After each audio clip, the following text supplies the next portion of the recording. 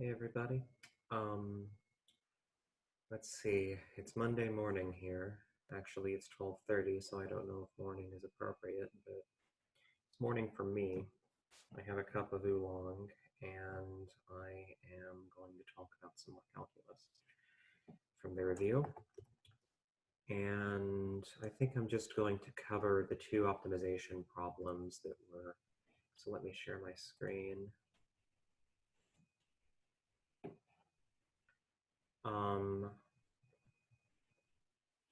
So I'm just going to tackle 6 and 7 here. And then I'm going to record another video and do the antiderivatives, all these integrals. That should go pretty quick, thankfully. So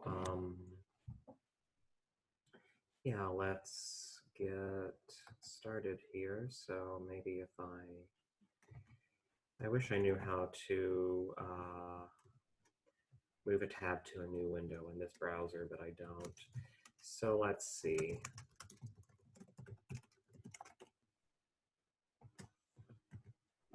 So an open box, this is problem number 6.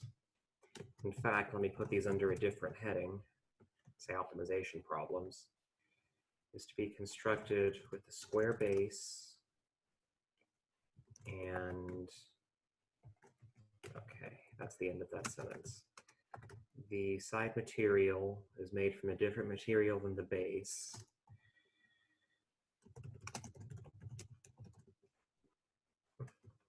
And it costs $2 per square inch.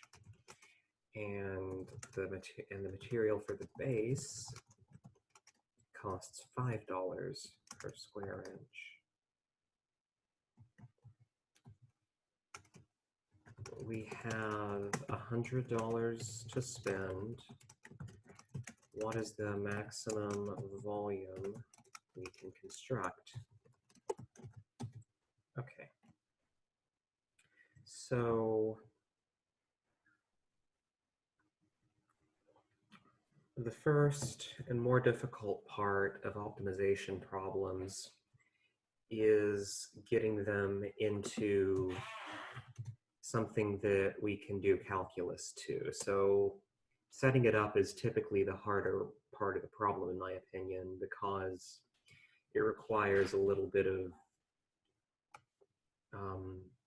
the human element, because once you have it set up like a maximize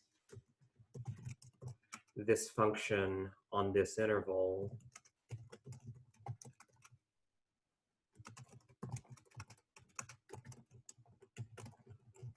then you can sort of do it mechanically. So, okay, so there are 3 things that I need to take from this problem.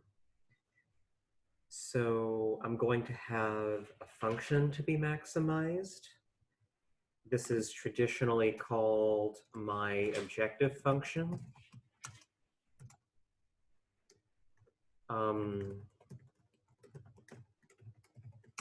The fancy word for maximize or minimize is extremize. It's like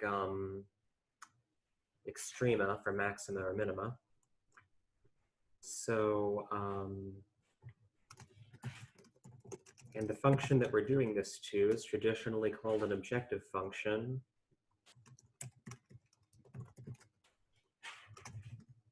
And we want to maximize it subject to certain constraints. And those are also going to be given in the problem. So I kind of think of there as being 2 different kinds of constraints. There can be constraints on what I'm going to call the feasible region.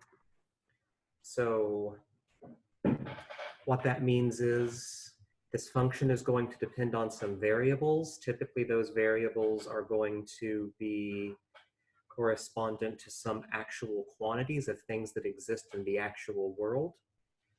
And so there are values that don't make any sense for those things. most commonly, I can't have one of these variables being negative is the most common constraint you'll have.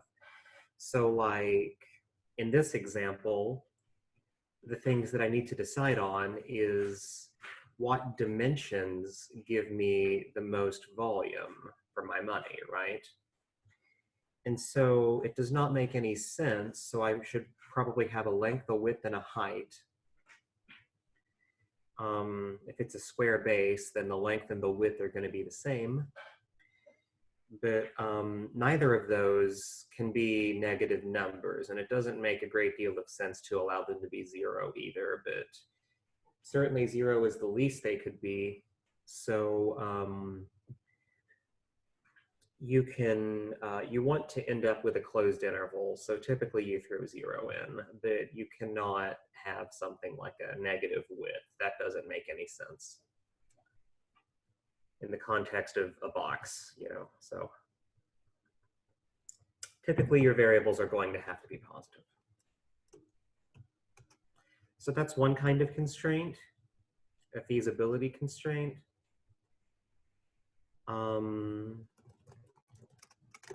The other kind of constraint I think of as being constraints on resources. So in the box example, I have a limited amount of cash to use. There are other examples. You're building a fence, but you only have so much fencing. Off the top of my head,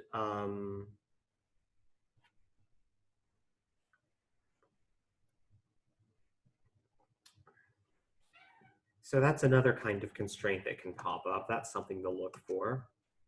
These aren't really distinct types. These are just some common tropes you can expect to find. So,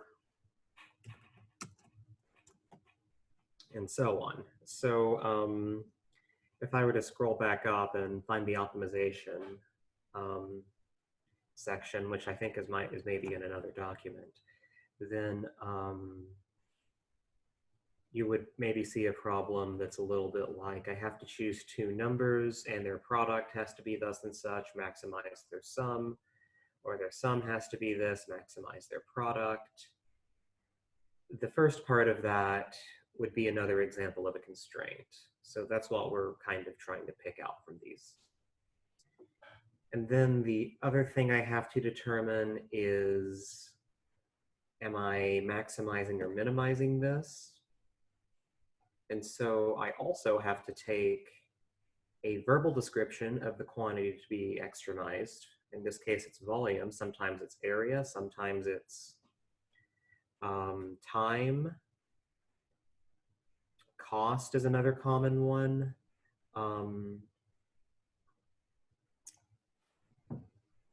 And I have to turn that into a function that depends only on one variable because I have to take its derivative.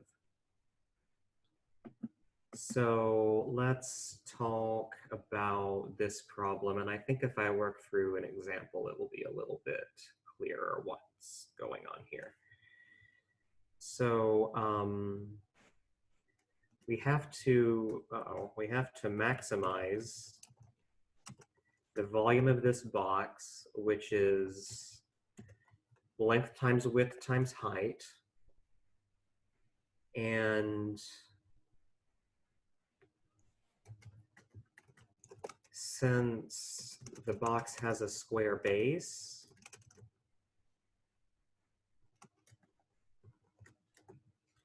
I know that two of these dimensions have to be equal, right? So I'm going to say length equals width because it's talking about the base, and so I don't want to get height involved. So this gives me a little bit simpler thing. Volume equals width squared times height. And so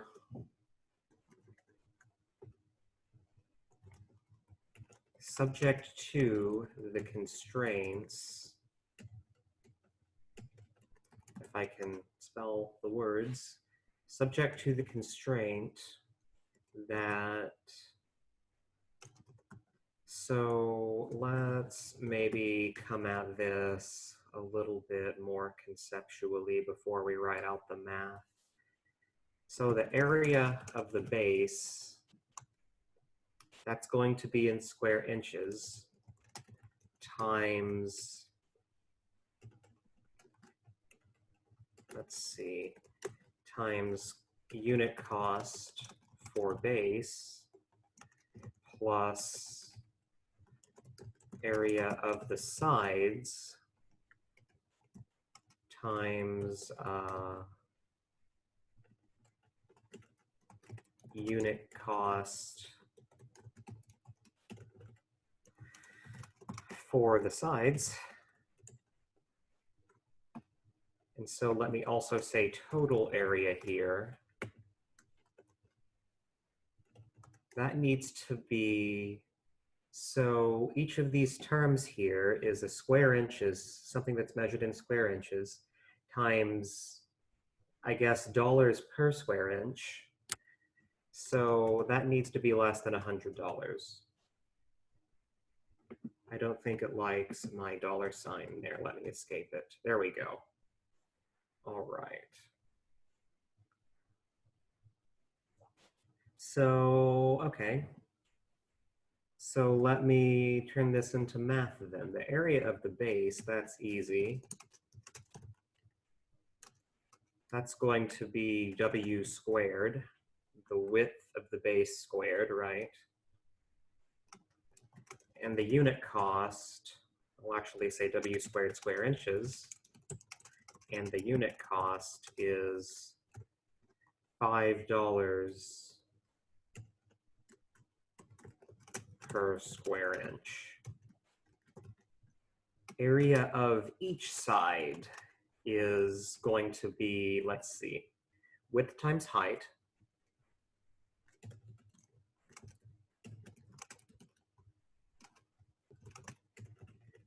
The unit cost is $2 per square inch. And importantly, there are 4 sides. So maybe if I put all this together now, just sort of using the quantities that I've determined here and putting them into this restraint up here. Oh, before I do that, I should also say this is going to be a less than or equal to, because I could use all of my money. I don't have to save any of it. So let's see. I believe this is going to give me, uh-oh. That is cool. I didn't know I could pull that up in this browser. All right, cool. I accidentally opened the browser toolbox. So let's see. I believe this is going to give me 5 times W squared plus 4. Let me actually keep it consistent. So W squared square inches times $5 per square inch plus 4 times width times height times 2 is less than or equal to 100.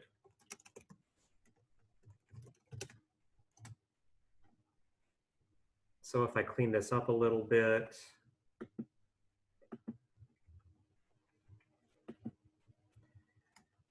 this is a step that I'm probably not going to take most of the time. So what I mean is I've written this in terms of less than or equal to. In every problem that has this kind of setup that you're going to see in such a class, it's going to be the case that your maximal area or volume or whatever is attained when you use all of the resources you have at your disposal. So in fact, we can assume all the resources, in this case, money, are used. So we can write the constraint as 5W squared plus 8 times width times height equals 100.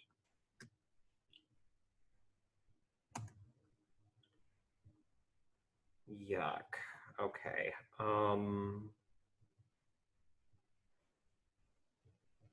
So the next thing I have to do before I can remember, I have to get this into a function of one variable, right? Right now my volume depends on two variables, the width and the height. So I have to get one of those in terms of the other by using this constraint.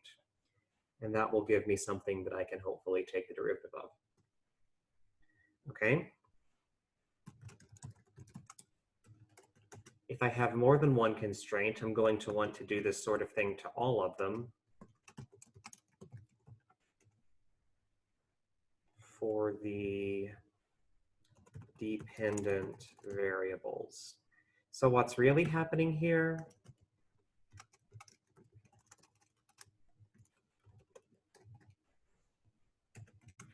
I am picking a variable. In this case, I'm choosing the width to be independent. And then I'm saying, let me use the constraints to get all the dependent variables, so all the other variables, in terms of my independent variable. And so having done that, I can take a derivative. So let's see.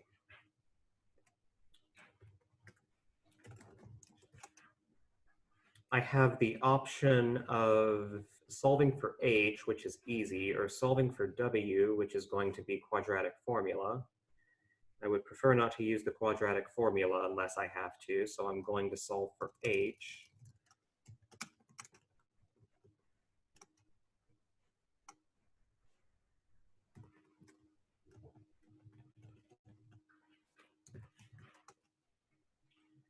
So this is going to be 8 times w times h equals 100 minus 5w squared.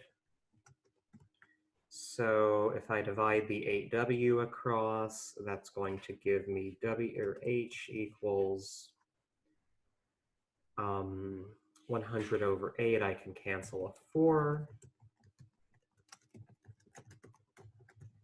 So 25 over 2h minus 5/8 of a w, or sorry, 25 over 2w minus 5w over 8. Okay, so now I can plug that in to the objective function, which is the volume in this case. And now I can write v of w, since that's my independent variable. V of w is going to be w squared times this expression I got for h.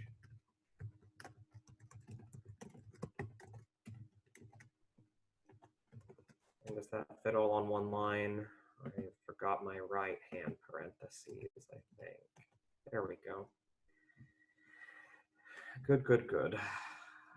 So if I clean this up a little bit, the denominators will almost cancel. And so I'm going to have 25w over 2 minus 5w cubed over 8. And so now this is my function dependent only on one variable that I have to maximize. So I'm going to take the derivative of this. So let me, you don't have to do this, but I'm going to restate the problem as a maximization. Well, I don't know how I should say this. As in terms of maximizing a function of a single variable. Let's put it like that. So in this case, I want to maximize v of w equals, this is my 25w over 2 minus 5w cubed over 8. on the interval, this is where my constraints come in. So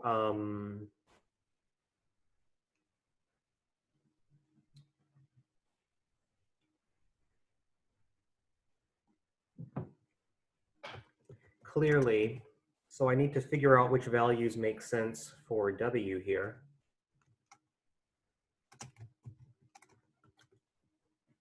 And then, so the absolute least amount that I could theoretically put into it, so the W is the side of the base. That's the length of the side of the base, right?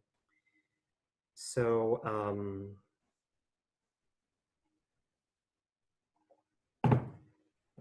0 is the least I can have that.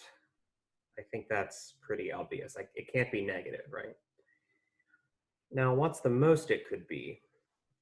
And I claim that this really gives me, well, that would give me the scenario in which all of the area is put into the base. So,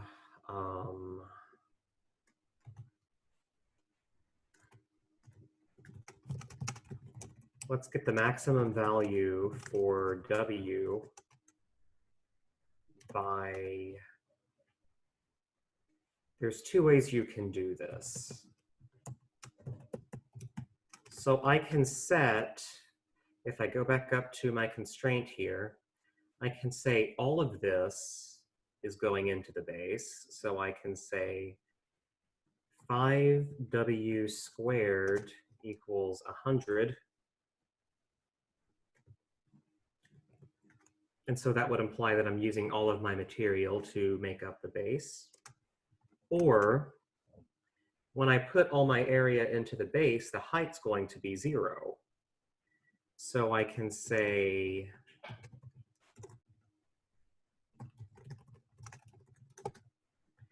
this expression for height that I got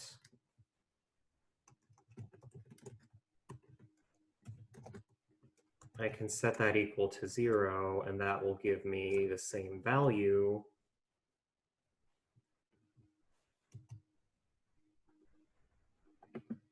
But it's going to be easier to solve the first equation, obviously. That's going to give me the square root of 20, which if I crank that down a little bit is 2 square root of 5.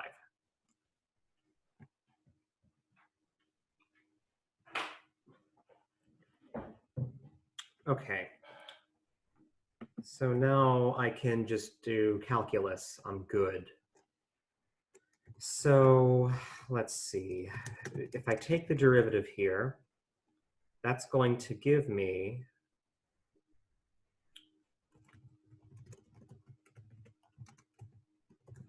25 over 2 from the first term and 15W squared over 8 from the second. And so what I'm going to do next,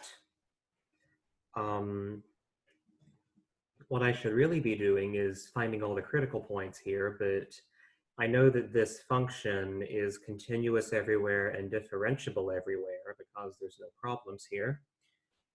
So I don't have to worry about that kind of critical point. I have my endpoints already. So really all I have to do is set this guy equal to 0. And so this gives me 25 over 2 equals 15W squared over 8. If I were to cross multiply, that would give me, let's see, 8 25s is 200. And then that's going to be 30W squared.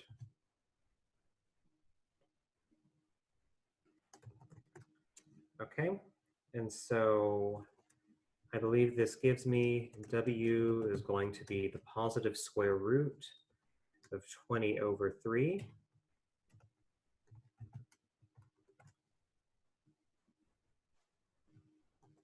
which is not a particularly nice number, but that's okay.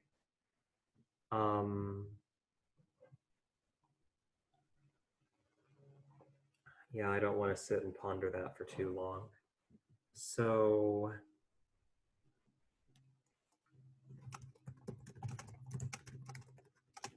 my critical points are the point I just got together with my endpoints.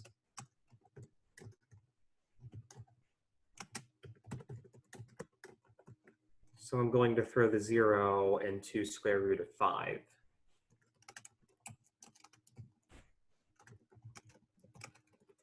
But I know because of the way I chose my endpoints that both of those are going to give me a 0 volume, right? One is 0 width and the other is going to be 0 height. So I know that if I set w equal to square root of 20 over 3, that's going to give me my maximum, since the endpoints give 0 volume. That's a common theme, so that's something that happens quite a lot.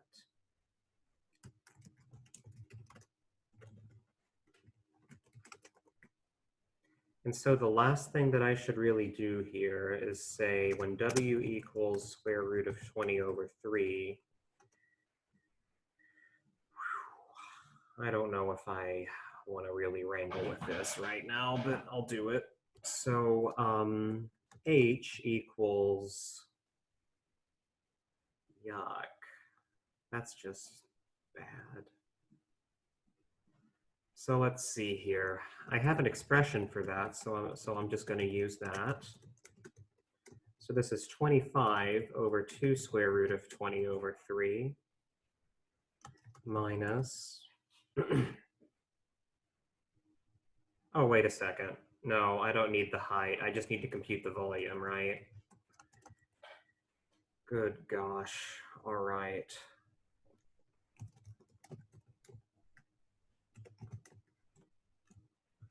So the volume from this objective function I've got here is going to be 25 over 2 times square root of 20 over 3 minus 5/8 times, so if I cube this square root, I'm going to get what's inside of it, and then another square root outside, right? So that'll be 20 over 3 times square root of 20 over 3.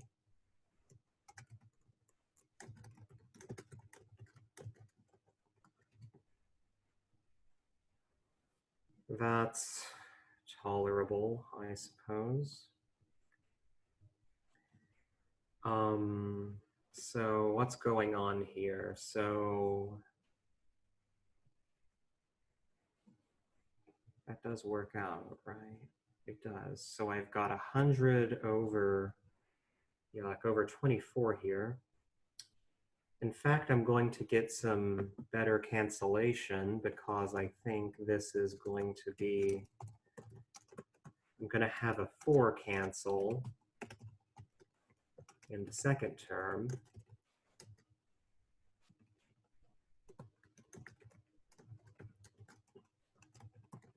And if I just multiply that out and cancel everything, I'm going to get, I believe, 25 over 6.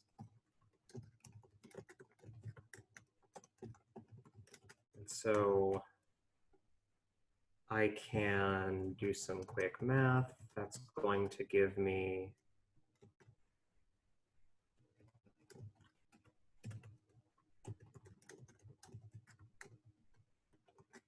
25 over 3. What did I miss here? Oh, yeah, same as before. I missed my right-hand parenthesis. Okay, so there is your final answer. It's not a particularly nice problem, but there you go, I guess. kind of wish these were nicer numbers, but they're not. Last thing I might do here is say, oh, cubic inches.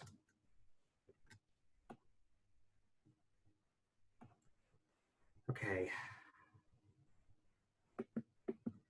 We've got another optimization problem here. So a cyclist is riding down a straight road at 20 kilometers per hour, miles per hour. Okay. They want to get to a tree 300 feet away from the road, but their speed off the road is only 12 miles per hour.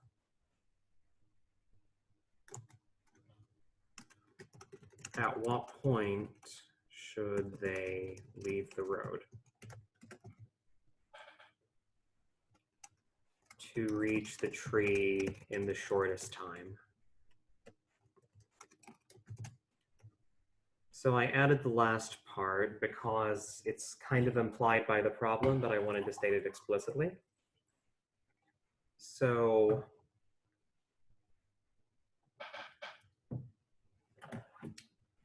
let me maybe, can I draw something here? So that is a perfectly straight line. Here's a perfectly straight line. Oh, how about that? Okay.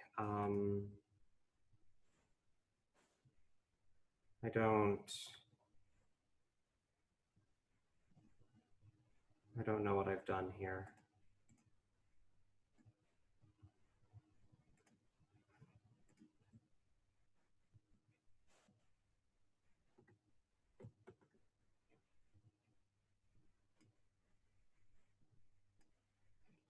Okay, so I tried to draw a picture here, and it really didn't work. So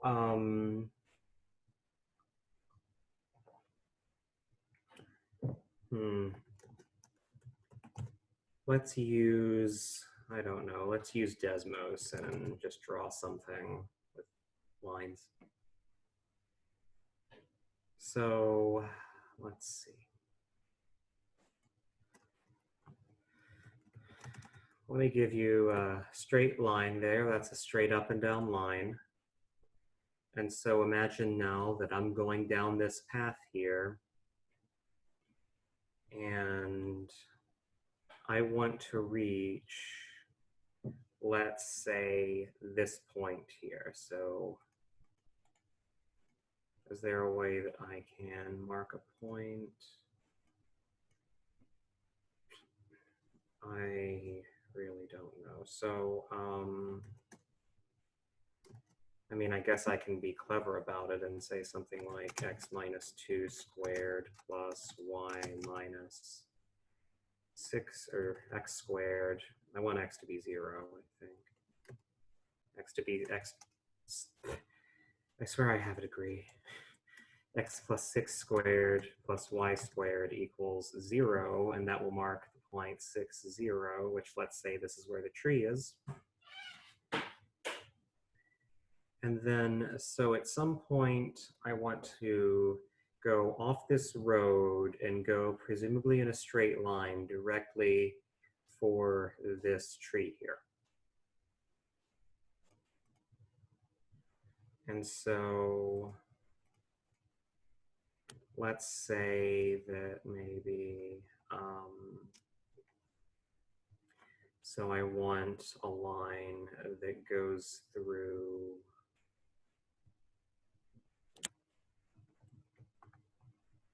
oh my God, what am I doing here? So let's say here's a line that goes through 3 minus x over 2. There we go. So let's say I were to leave the road here, and now I go in a straight line. So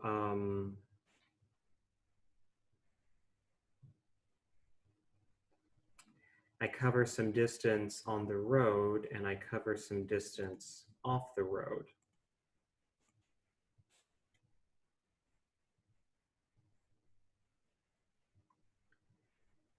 And so,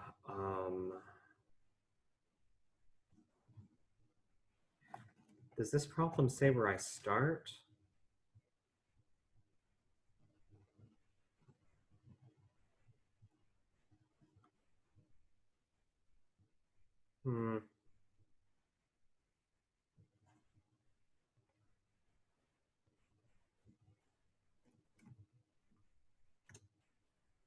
I don't know if I have enough information to set this up.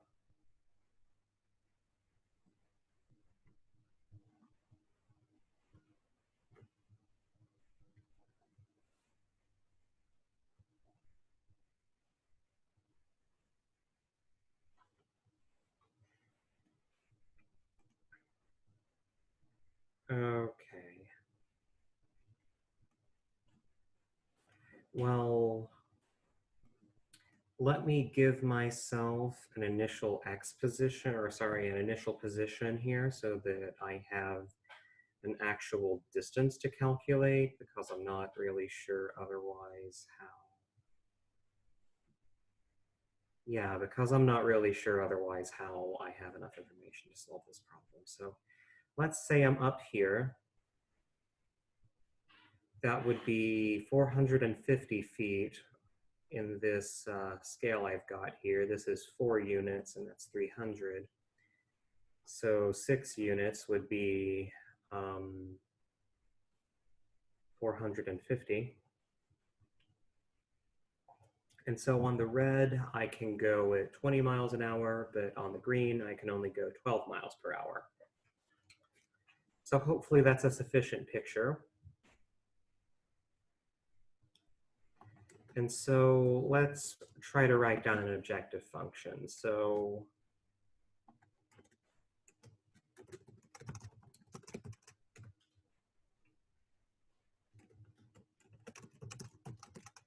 let's say we leave the road at, after traveling, D for distance, D feet,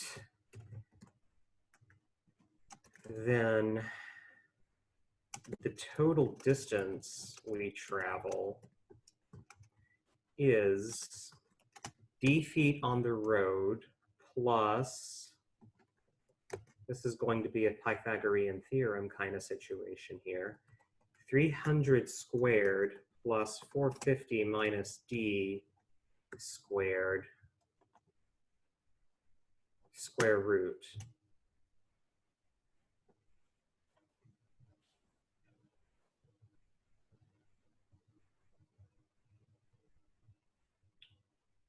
And so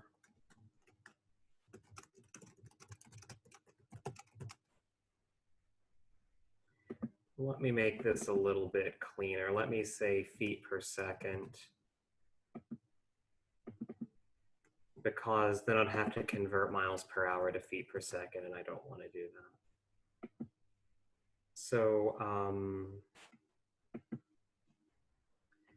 So, okay, this is measured in feet. This is measured in feet. Let's say 20 feet per second times the distance I travel on the road.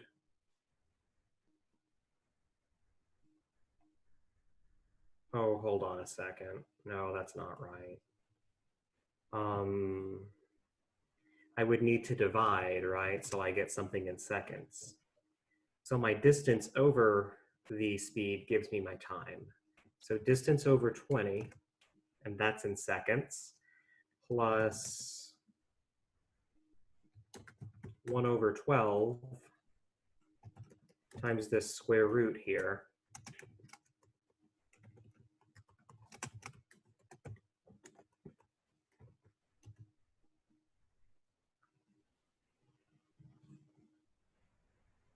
So, okay.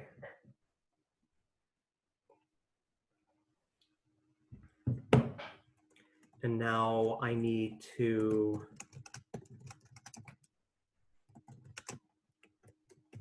can I say t of d equals this function again?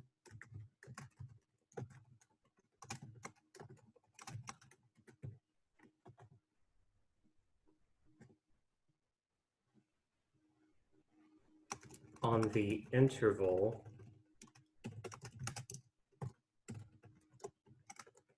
um,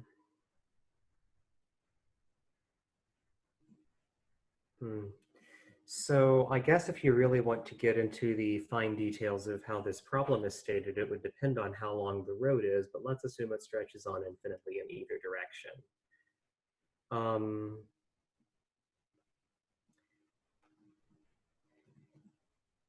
I could actually, in that case, make this the entire real line because this is an example where I could have a negative number make sense because a negative distance is just I'm going backwards, right? So, but I claim that, yeah, let's just make it. I shouldn't have to go outside the interval 0 to 450, but let's just make it negative infinity to infinity. So there are no restrictions on how far I can travel. Let's just keep it simple like that. So this way I don't have any endpoints to throw in.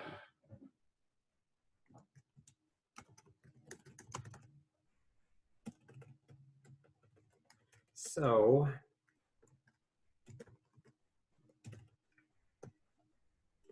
I'm going to take the derivative here, and I hope this isn't going to be too terribly bad. I differentiate the first term, I get 1 over 20. I differentiate the second term, I get 1 over 12 times whatever the derivative of what's inside, whatever the derivative of this thing is, right? So let me just make this easy for myself and say derivative of the inside is going to go on top. So that's going to be 2 times 450 minus d over, over 2 times square root 300 squared plus 450 minus d squared.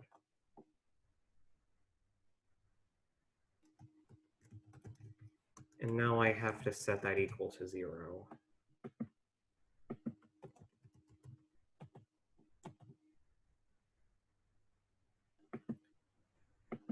If I can just, okay. So,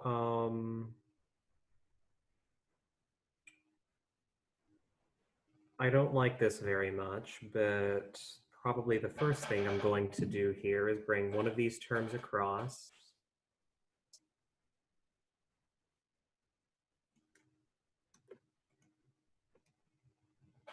Uh-oh, that's not what I want.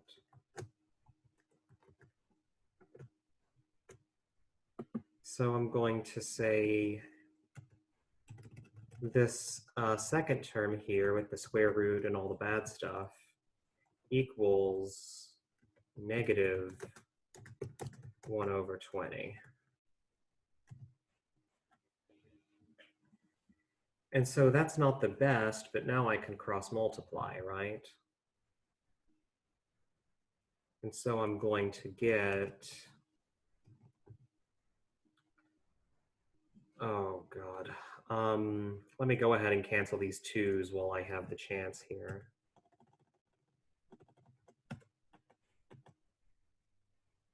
And so this is going to turn out like negative 20 times, let's see, negative 20 times 450 minus d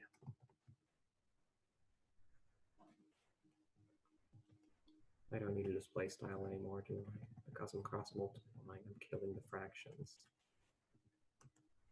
equals 12 times square root 300 squared plus 450 minus d squared.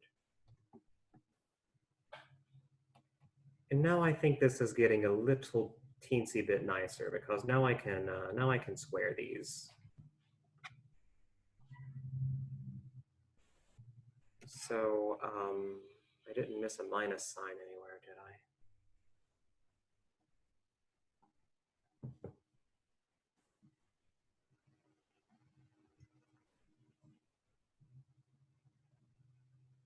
No, I didn't. I'm safe. Okay. So this is going to be, I got a little bit spooked. So I'm going to square everything out here. And then we're going to get positive 400.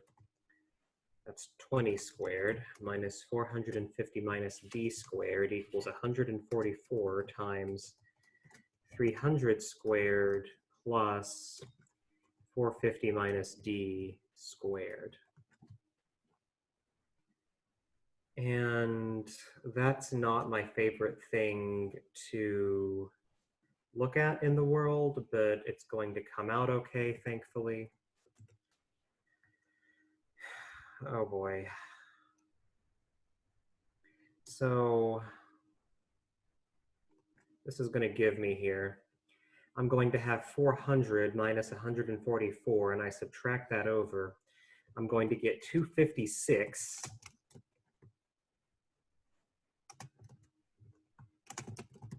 And on the other side, that's going to give me 144 times 300 squared. And so 256 happens to be 16 squared. So if I were to take square roots now, I would, you've got to be careful when you take square roots, but let's do it. That's going to give me 450 minus d equals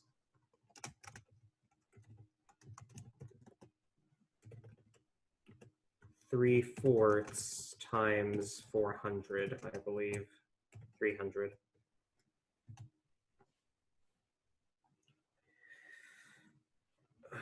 So actually quite a nice number here. No messy business.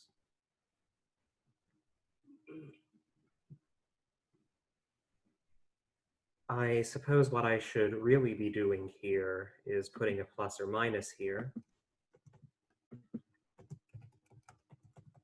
because I took the square root, and that needs to be plus or minus.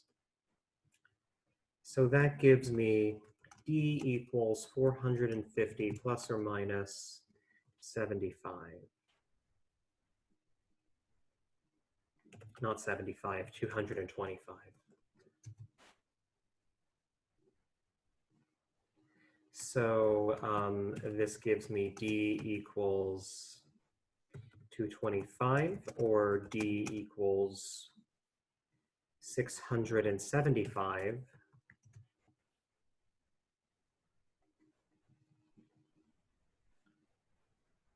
And so now, yuck. So let's go back to this graph here. I am 450 feet away from this point here, right? 225 would be halfway down, so that would really be something like, let's see, that's going to go 4 points down, 3 over. So that's going to be y equals -3/4, -4/3 actually. No, -3/4. I was right the first time. X minus 6 plus 0. So this would be my shortest path here in terms of time. this is 225. I could also look at the other solution, which is going to be this. So that's the black line here. And I don't really think I have to belabor too much to say that if I'm starting here, this path is going to be shorter than this one. You can plug in the numbers for yourself, but you're going to get what common sense tells you. So I'm going to say clearly d equals 225 gives the lesser time.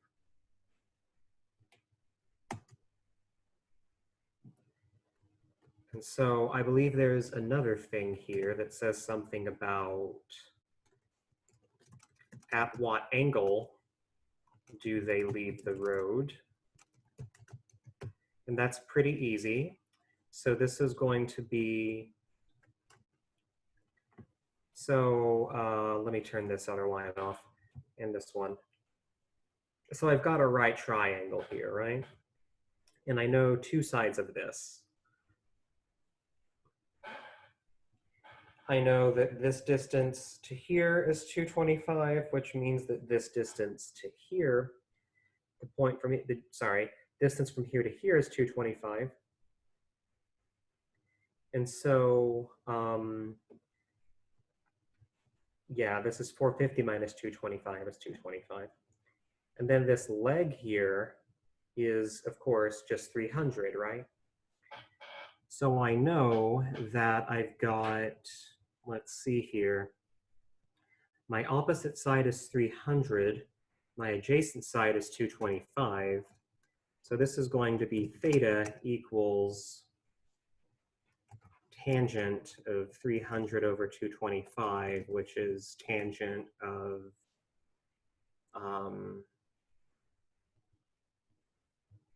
4/3. And I don't know what that is off the top of my head. That's not one of the nice ones. That is tangent of 4/3. I want tangent of 4/3.